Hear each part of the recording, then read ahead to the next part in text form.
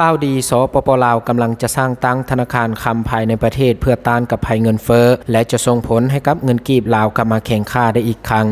รัฐบาลแห่งสปป.ลาวตั้งหน้าโดยกระทรวงการเงินได้เซ็นสัญญาร่วมหุ้นกับบริษัท PTL Holding จำกัดเพื่อสร้างตั้งธนาคารคำจำกัดเพื่อเป็นคลังสำรองให้แก่ระบบเศรษฐกิจการเงินของชาติธนาคารคำลาวจำกัดเป็นการร่วมหุ้นระหว่างรัฐบาลแห่งสปป.ลาวต่างหน้าโดยกระทรวงการเงินและบริษัท PTL Holding จำกัดธนาคารคำจะเป็นแหล่งสำรองคำเพื่อค้ำประกันความมั่นคงทางด้านการเงินการคลัง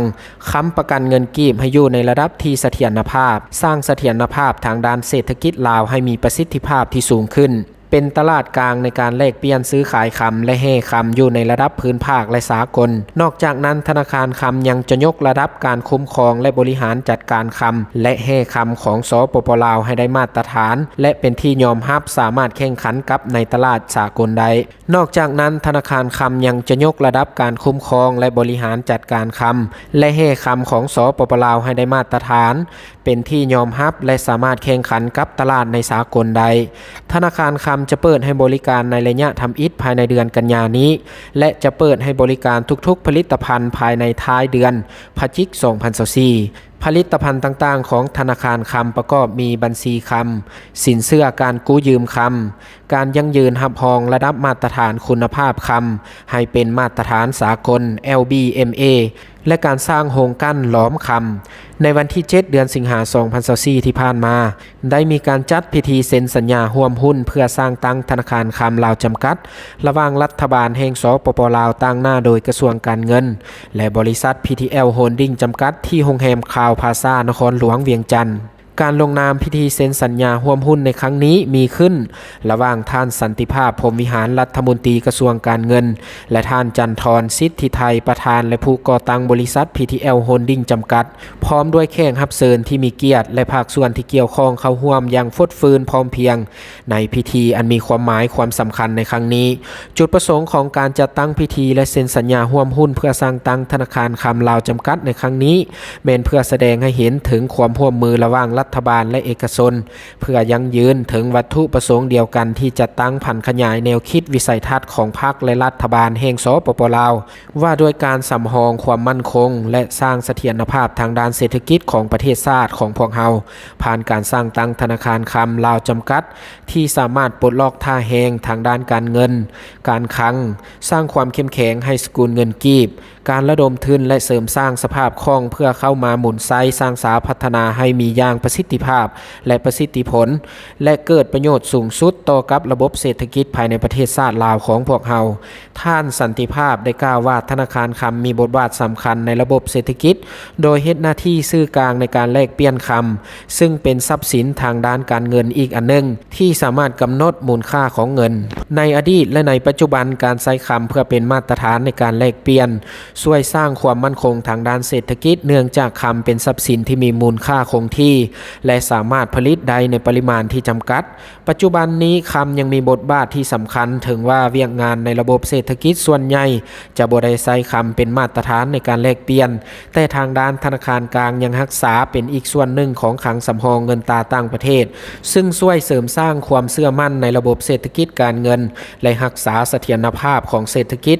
มหาภาคโดยเฉพาะแม่นการรักษาอัตราแลกเปลี่ยนให้มีเสถียรภาพและควบคุมราคาสินค้าและอัตราเงินเฟ้อให้สมคู่กับจังหวะอัตราแลกเปลี่ยนเติบโตการเติบโตทางด้านเศรษฐกิจคุ้มครองบริหารหนี้สินสาธารณะโดยการใช้เป็นหลักทรัพย์ค้ำประกันในการกู้ยืมและเข้าถึงด้านสินเชื่อสากลสร้างความเข้มแข็งทางด้านเศรษฐกิจการเงินและระดับความเชื่อมั่นให้แก่สากลสูงท่านปอ.จันทรสิทธิไสยกล่าวว่าจุดประสงค์ทางด้านยุทธศาสตร์สำคัญและเนื้อแท้ของธนาคารคำแม่นความตั้งใจของพรรคและรัฐบาลลาวที่อยากให้เป็นแหล่งคำสำรองเพื่อค้ำประกันความมั่นคงทางด้านเศรษฐกิจการคลังค้ำประกันให้ค่าเงินกีบอยู่ในระดับที่เสถียรภาพสร้างเสถียรภาพทางด้านเศรษฐกิจโดยผ่านกลไกบริหารจัดการทรัพยากรให้มีท่าแหงเส้นคำและแห่คำที่อุดมสมบูรณ์ให้มีประสิทธิภาพสูง เอาจุดแข็งมีอยู่เพื่อมาสร้างเป็นจุดขายจนกลายเป็นตลาดในการแลกเปลี่ยนซื้อขายคำและแห่คำในระดับภาคพื้นและสากลการสร้างธนาคารคำในครั้งนี้จะสามารถพัฒนาและยกระดับการคุ้มครองและบริหารจัดการคำและแห่คำของสปป.ลาวของพวกเราให้มีมาตรฐานเป็นที่ยอมรับและสามารถแข่งขันได้ในตลาดสากลผ่านบรรดากลไกการบริการของธนาคารเป็นต้นแม่นบัญชีฝากคำสินเชื่อการกู้ยืมคำการยั่งยืนรับรองระดับมาตรฐานคุณภาพคำให้เป็นมาตรฐานสากลและการสร้างโฮงกั้นหลอมคำซึ่งบรรดากลไกต่างๆที่ให้บริการเหล่านี้จะสามารถสร้างท่าแหงจูงใจและดึงดูดบรรดาลูกค้าย่อยและหัวหน่วยธุรกิจขนาดใหญ่จากภายในและต่างประเทศที่มาฝากและนำใช้บริการต่างๆของธนาคารคำลาวสำหรับการกำหนดการเปิดให้บริการของธนาคารคำท่านปอ.จันทร สิทธิไซ